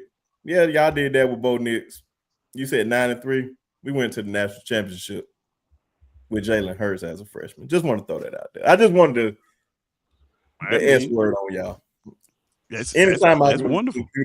We didn't win it, but I just want to get the upper hand real quick. Check Lynn question out, Brinsky. Okay, say that's a good question. Will OU be the most improved team in the SEC, or Florida OU defense is going to keep them in every game? It's a good question. I believe. You already know my answer behind it. I'm gonna let you go. State it, John. Let me hear it, John. I think OU could be because John Mateer, the offense coordinator. I think I'm not saying they're going to win the national championship, so don't get it twisted. But I think when you're talking about most improved, you're talking about an Oklahoma team last year that looked like dung. You know what I mean? In my opinion, at times, and really, how they beat us, the way they beat us, I don't know. But if you look at the games, they probably shouldn't have been playing like that in. You're talking about a 4-win team. Like, right? So, I mean, that Auburn and Oklahoma game was hard to watch. Yeah. That was just not a game I was having a good time watching. And same thing with the Alabama game. But I think Oklahoma has a good chance. I agree with John. These guys had hella injuries last year. Injuries that would have wrecked our season, right? I mean, it was something like if you guys remember back when we had all those freshmen starting, when we had Shane Lee and Christian Harris and DJ Dale and Jordan Battle, all freshmen starting on the daggum defense, man. Mm-hmm. Oklahoma had a season like that, so I definitely think they're gonna be improved. I think they had walk-on wide receivers playing. They had two of them starting at one point, by the way. Yeah, that's crazy. They lost their whole wide receiving. That was crazy at one point. I think Oklahoma is going to be. I can see them being a 9-10 win team, just simply because we know what Venables is on defense. We don't have to. Nobody. Everybody up here is ironic. Both our teams lost to them, so we both can speak to what that defense can do. Offensively, they address direct needs in the portal, and on top of that, they schedule this year has 9 wins all over it. Like they got a couple. Of course, they got Texas, but it's at home. And they go at Tennessee, at Alabama, and back weeks. But other than that, maybe Michigan at the beginning of the year. But that's at home too. I think it's a manageable schedule, man. Should be a neutral site with Texas. Yeah, for them Yeah, to add the it, Cotton if Bowl. they can have some offensive production, they're gonna be a handful. I think Jason said something about that. I think they're doing some repairs or something. I don't know. Are they gonna have it at Jerry World or they're gonna have it at the Cotton Bowl? So I think I heard Jason say something about that one time. So the Texas game. Yeah, but it's always played at the Cotton Bowl. But I think they said they're gonna do some upgrades to it. Yeah, so possibly at Jerry World. That'd be because the Texas State Fair and all that. Yeah, that'd be insane. I'd have to move the whole. Looking at that Oklahoma schedule, I mean, y'all are right. I think the only slip up that I see, just straight up, is when they go to South Carolina. Yeah, they play. And it's after the Texas game, so it's the week after Texas, and then they play Ole Miss. They go to Tennessee, so they come to us, and that's it. That Tennessee game gonna be tricky for them. It just feel like it's gonna be tricky for them, even though they don't have a quarterback. Mm-hmm. They got the guy out of Appalachian State that went to. He can play. He can play, man. He can play. Yeah, I just got to see how he's gonna play on that stage. But around that time, he should have a lot of reps in by then. Yeah. Let me ask y'all a question, Brinsky. Go ahead. The chat too. Put it in the chat, man. I know who mine is. I can't say LSU's a sleeper because they got just as many people returning as anybody in the SEC. The quarterback, we all know how it is when you got a third-year quarterback coming back. But I know mine. Who is y'all sleeper in the SEC that nobody's talking about right now, but gonna scare the daylights out of it when you play them? I know mine is South Carolina. That's mine. You know what I'm saying? They got a lot of people back. That they got one of the pass rushers back. They lost a defensive lineman, but got them 2 edges back. The defensive line that want to hand the dirt, not the stand-up guys. So they got the Arbor kid back. You know what I'm saying? The quarterback is obviously back. 3 or 5 offensive linemen back. That team almost beat us, man. So South and that cock-a-doodle-doo stuff that he playing, that Ric Flair song, that dun dun. Look, man, Space Odyssey. They be going crazy in South Carolina. I was very impressed with their home atmosphere. I did not know it was like that in South Carolina. That is going to be a dangerous game. I think South Carolina, to me, is a sleeper. Yeah, my sleeper going to be Florida, just depending on DJ Ladway's arm. It was his shoulder. That's really all it comes down to.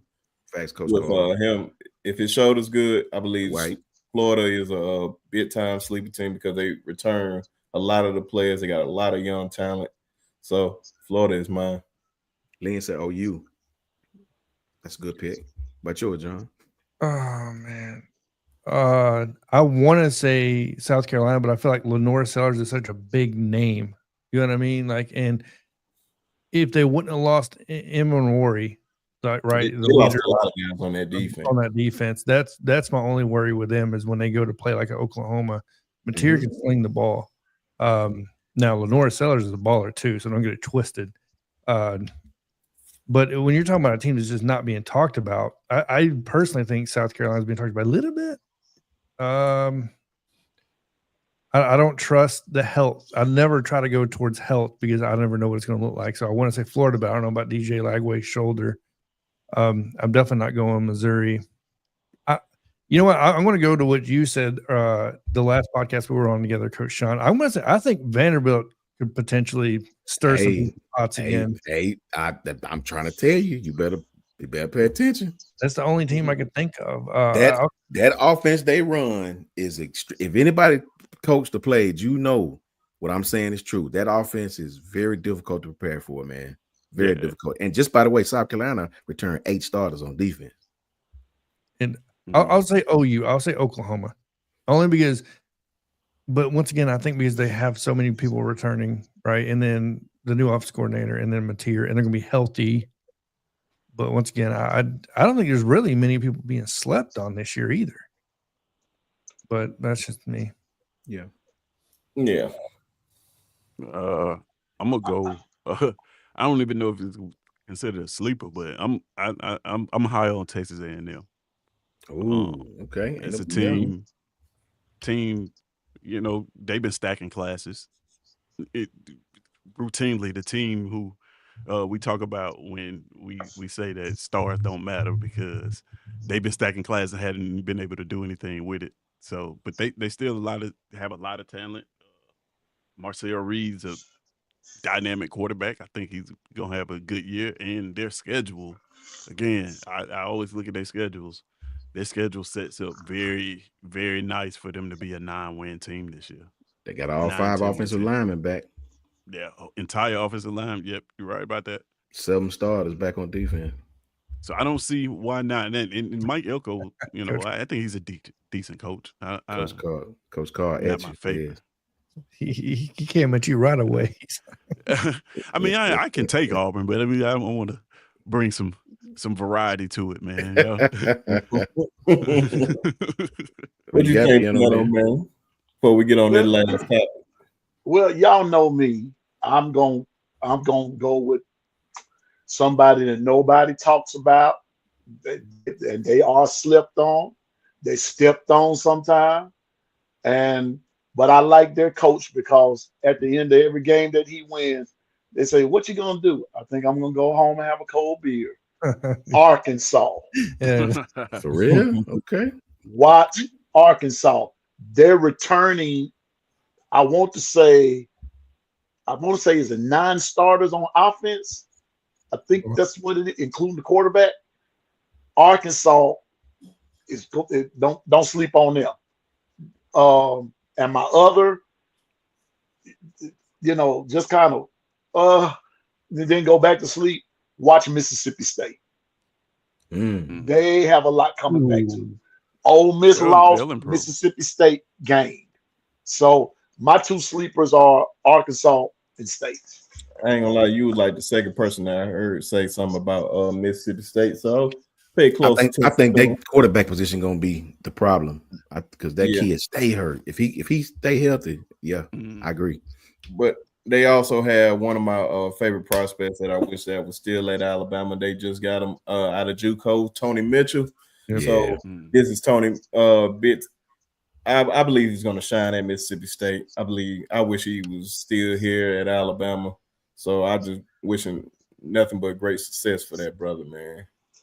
But just to tackle the last one, of course, this ain't the last one.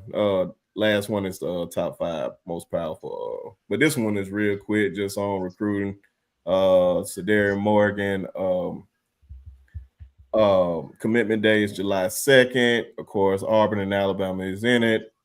Alabama's a bit lean on that. EJ Crowell is changed his recruiting date, but we don't know what the date is. So I don't know what he can possibly commit any second now. I don't know what he's doing with his commitment. He's playing the guessing game right now, but he's a big lean for Alabama too. Of course, I need my boy Anthony Tank Jones to be in this class. So shout out to Jet Washington. He a bit lean Alabama too. So it's a lot of big time players that Alabama is like they in there. Either they leading pack with them or they number 2. But definitely got to get a shout out to my guys, of course. Dylan Purter, LSU commit. Alabama, can you give him an offer already? Stop being crazy. He's number 0, everybody. Gonna be a stud. If you don't, John just seen his huddle the other day. Yeah, he's very. And that young man that y'all see to the left of him, that's just a freshman right there. That's just a freshman. His name is DJ Washington. He already has an offer for Penn State, but the gloves that he has on right there, these pictures are by me, by the way. He has an offer by Penn State, but the gloves that he have is Alabama. So Alabama is paying attention to him. super hard. He already had a visit up there. He said he's going to play running back. And I love what I'm seeing. He may switch to tight end, but he's just an athlete, man. He's good at basketball. Heavy. I'm just realizing how good he is at football. So definitely shout out to them. And lastly, I believe one of the best wide receivers in the state, if not the country, one of the most underrated players, Marquez Daniels, is going to have a big time year. He's down to his final six, and him and Sedarian are really good friends. Don't understand how Alabama is not trying to recruit him at all. If you don't believe, John seen the huddle tape with him too. Yep. Don't understand why they're not recruiting this kid, man. I like Booby. Trust me, I do. But I know what I've seen up close and personal with this kid, man. Dope kid. Shout out to his family and his mom. And his uncle, who is good friends with me and Tez, Josh. But last one. Top 5 most powerful coaches in college football, ladies and gentlemen.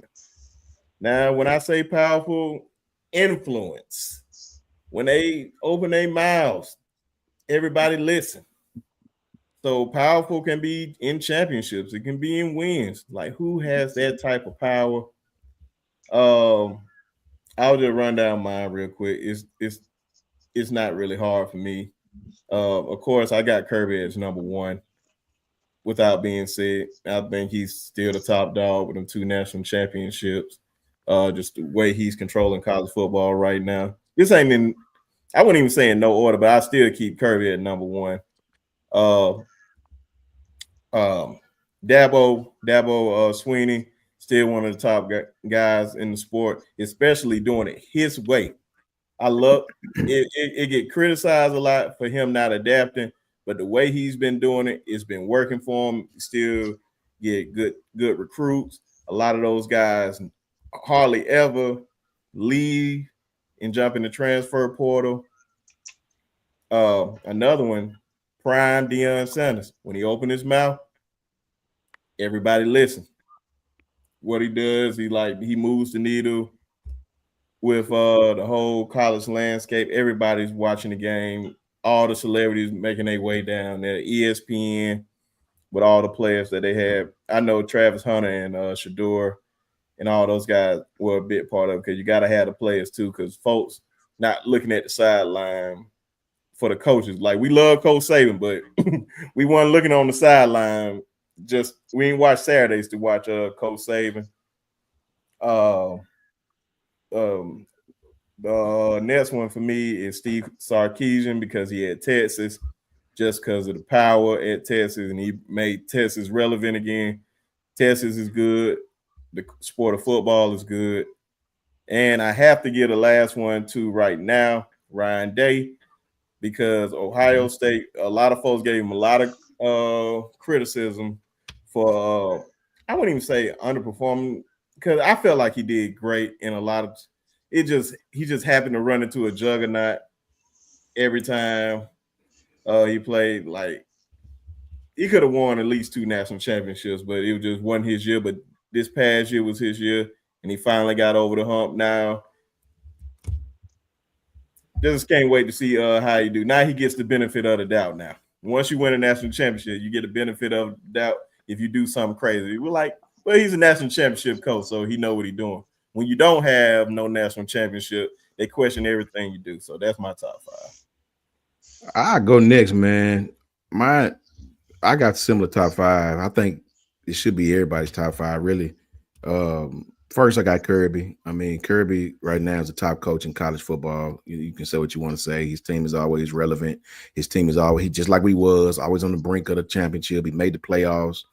Kirby's at 1 for me. You know what I'm saying? Ryan Day's at 2 for me, because he just won the national championship. He found a way to keep his team. Say what you want to say, but he's influential up there in the Midwest. Kirby and Ryan dominated the NFL draft. Those 2 teams, they dominated the NFL draft.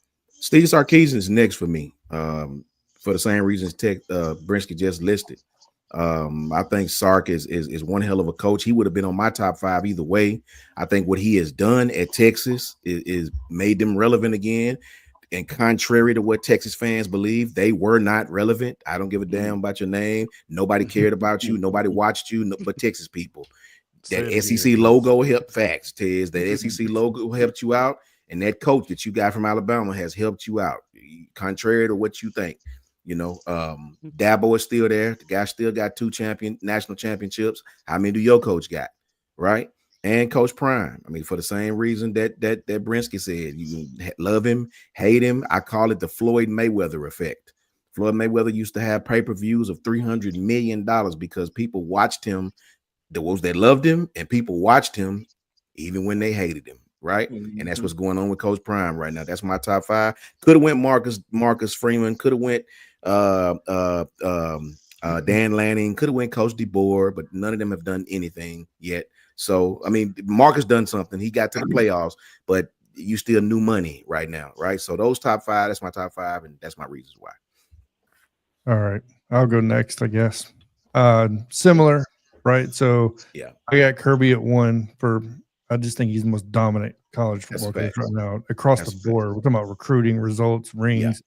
Yeah. It seems like, and obviously he may not garner the attention Deion gets, but he look at the class they're getting for 2026 right now. That's a whole fact. Number 2, I go with Deion because of the fact that he's elevating the programs so much. He may not win a national championship right now or have a ring yet, but it's like the gap that he's closed between the teams when he's gone there. And Colorado was in every top recruit's top 5. Don't forget that. Colorado. Number 3, I'm going to go Dabo Swinney. It's not even for the most obvious. People are going to say the rings or whatever. I'm going to say it because Dabo is one of the few coaches that has stuck to his guns and said, I'm not going to use a transfer portal like everybody else does. And he may not win. He hasn't won a national championship recently, but he's still winning at a high level with sticking to his values. And he's still bringing in top recruits using his values. So I have to say Dabo. Number 4, Ryan Day. He just won the national championship. Look at the amount of players that gets drafted. Now, I will say this, Ryan Day, I still think he's a great coach, not taking nothing away from him.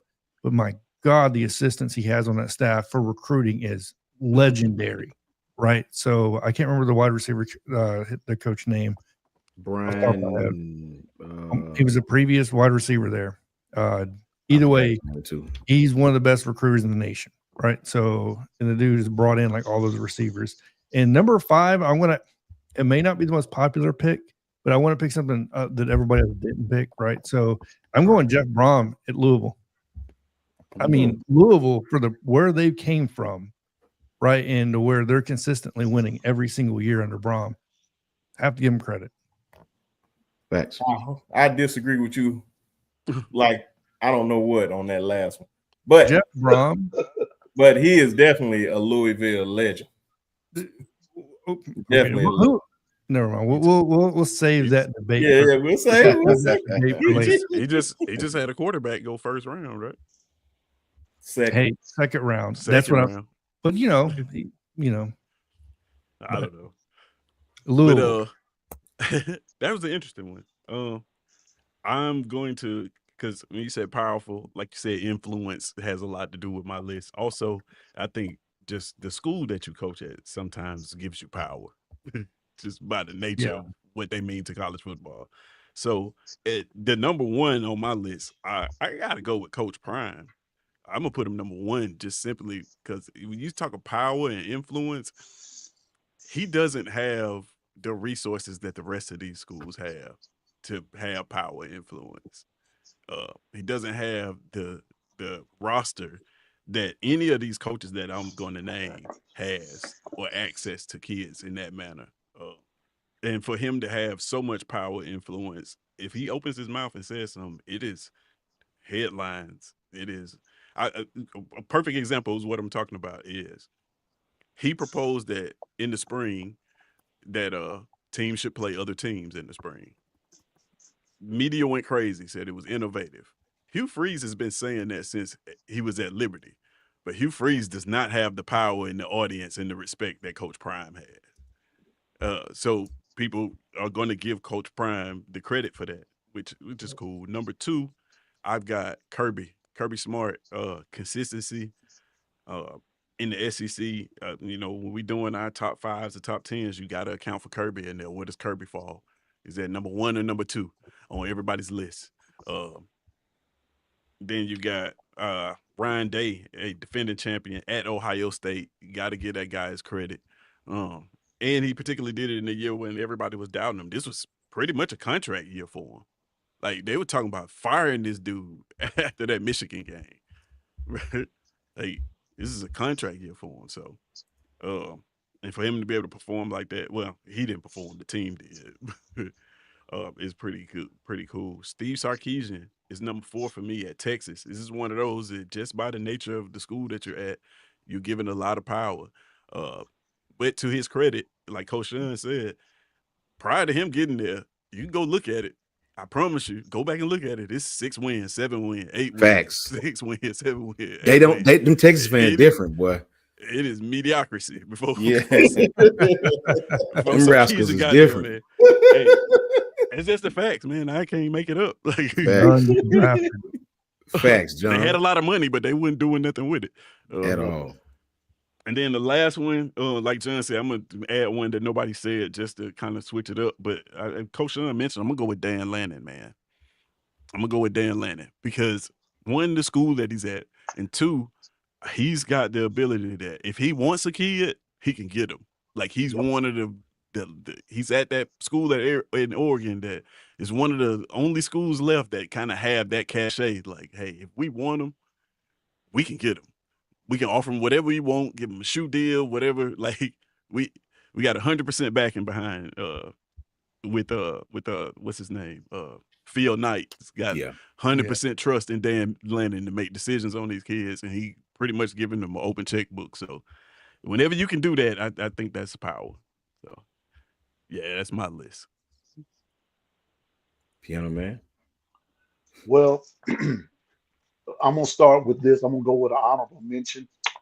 My honorable mention is gonna be that that whiny coach from Ohio State that just won it, Ryan Day. I don't like him. He's a whiner, but you're supposed to win with that roster and that money that you had. But until you beat Michigan, don't miss me with all that. But you get an honorable mention. But my number 1 has got to be Kirby. Even though he's fading, I'm gonna put that out there. He's fading. Georgia is not as dominant as they used to be, but Kirby is very, very powerful. He's very influential. My number 2 is Coach Prime. He's must-see TV in everything he does. When he speaks, people listen. When he speaks, either you love him, as Coach Sean said, either you love him or you hate him. But guess what? He has your attention. That's power. Now, number 3, well, let me go with my 4 and my number 5. My 4 is Dan Lanning. Everything that Ted said. He's at Oregon. What more can you say? And he's consistent. They're there. He just can't get over the hump of of winning a championship outside of their, outside of when they were in the Pac-12, he couldn't beat DeBoer. And now he's in the Big Ten or whatever that conference is now, and he can't beat Ohio State. So he's going to always be standing on the outside looking in until he puts a team together that, that's powerful. The next one is Sark. My 5, Sark. It's like what everybody said. Until Sark got there, Texas was basically just mediocre at best. And they were, and we were talking about Texas and Oklahoma. Oklahoma could beat them even if they just thought about it. They were beating Texas. But my number 3 is Coach DeBoer. Why? Because he's beat everybody, with the exception of Coach Prime.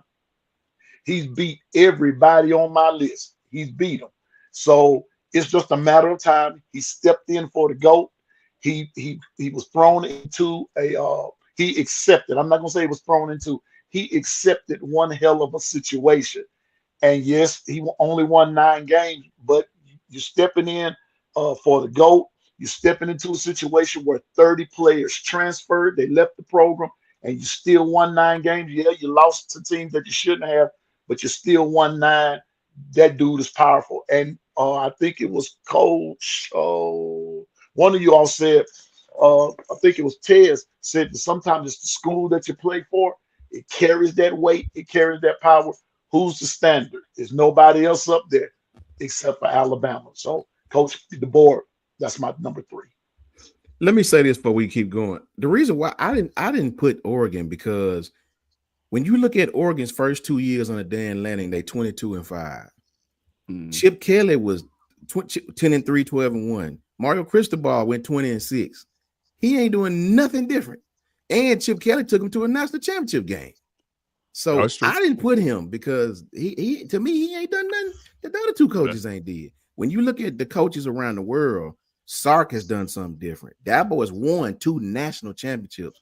Coach Prime is doing what Colorado can. You know, if Piano Man broke it down perfectly. Ryan Day, he believe it or not, Ryan Day is under just as much pressure as Du Bois is under.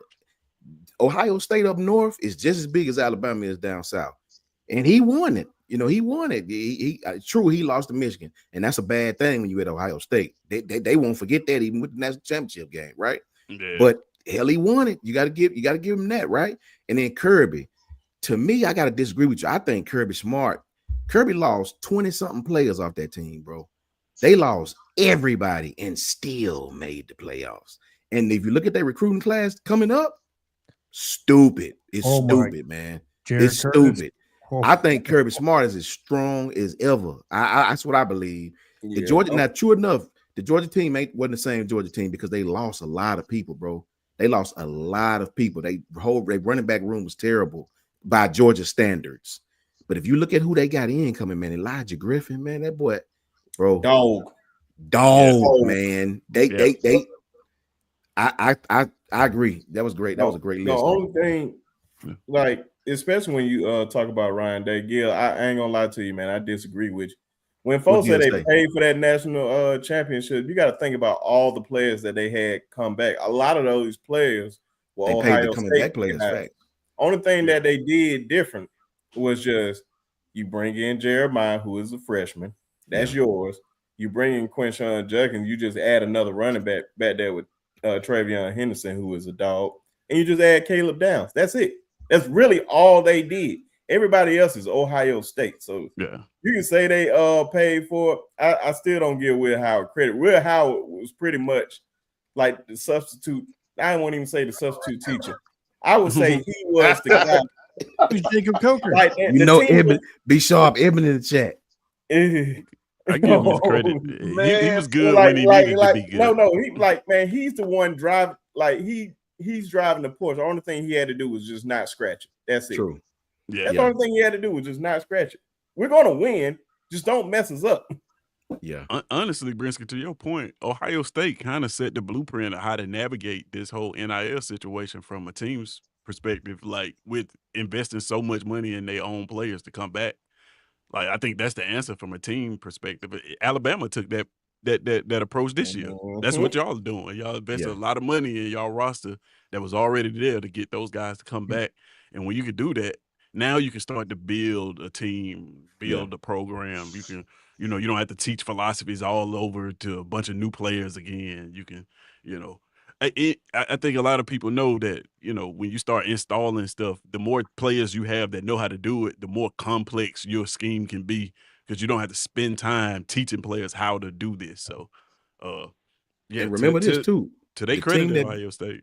Yeah, facts, Tiggs. I agree with what Ted said. And the team that smacked us, and this hurts my teeth to say this, right?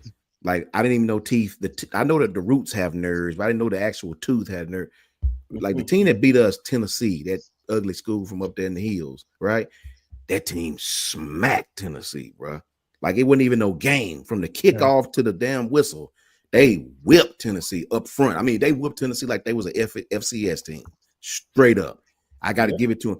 If you know what you're watching, when you watch the game, the way they beat Tennessee up front, I couldn't believe it. I couldn't believe Tennessee just got. It's like they were scared. I couldn't believe it. They got whipped in the trenches all night long, and that's a straight up fact. True. I just want to pat myself on the back because even though I called the national championship and all that, Because I remember me and Piano Man was going at it. Yeah, because I know he hates Tennessee Ohio too. State. Yeah.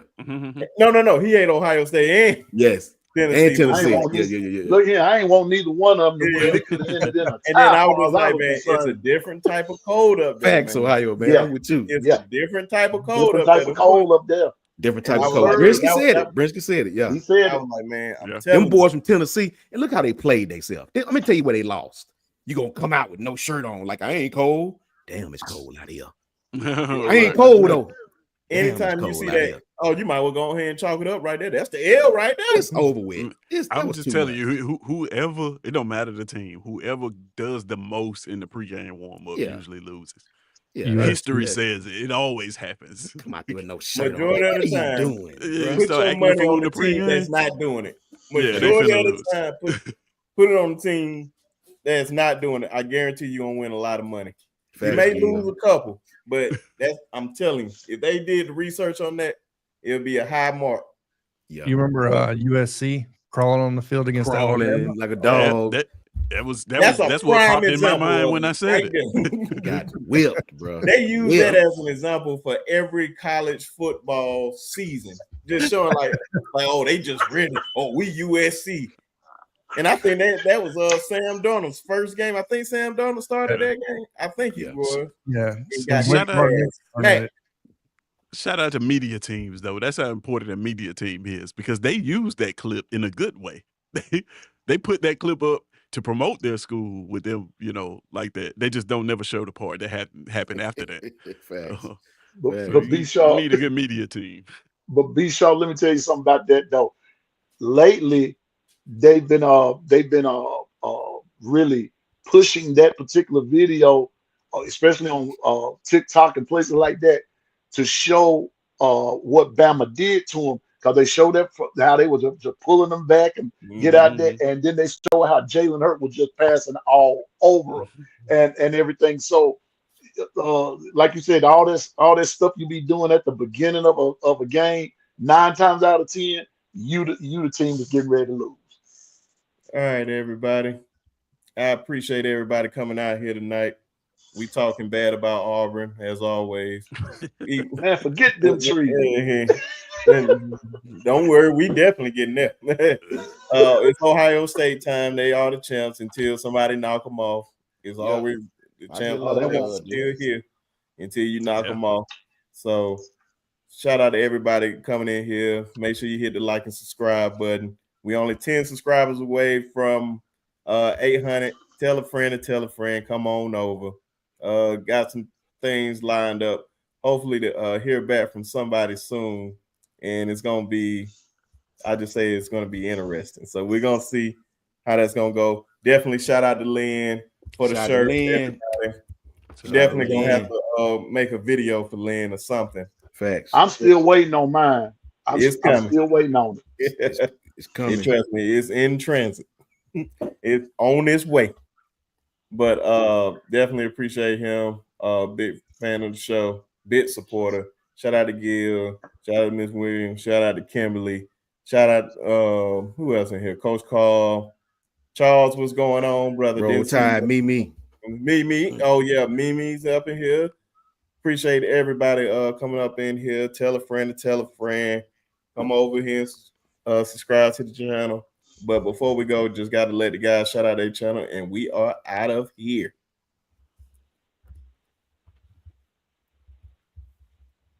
All right, how everybody doing tonight? It's Tez. You can catch me at It's SEC Season. No content yet. I know I've been saying that a while, but I promise you I've been working really hard trying to get this off the ground. And sometimes I get to the phase where I just say, like, forget it, and I'm just going to go live today.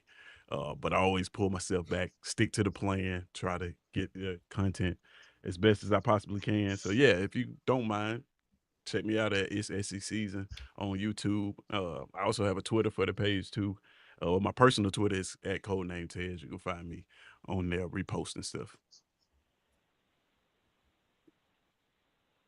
Jonathan Lewis at Bama Nation John on the Bama Standard Network, where you'll find me, Coach Sean, and actually Brinsky on College Football Chatter, which is live every Friday night, 7:30 p.m. Central Time. And mentioning that tomorrow night, we're actually going to be interviewing a recruit from the 2026 class. So he is not committed yet. So that should be some good fun in Bama Inside Recruiting, which we'll be doing videos for as well. So we get a lot of content coming on the Bama Standard Network. So make sure to check that out. And I just want to give a shout out to Brinsky for inviting me over here, Coach Sean, Tez, Piano Man, everybody in the comment section. I appreciate it. Obviously, I don't think there's anything better to do almost any night than get on here and talk some college football, right? So other than be with my kids, I guess. But yeah, no, I appreciate the invite.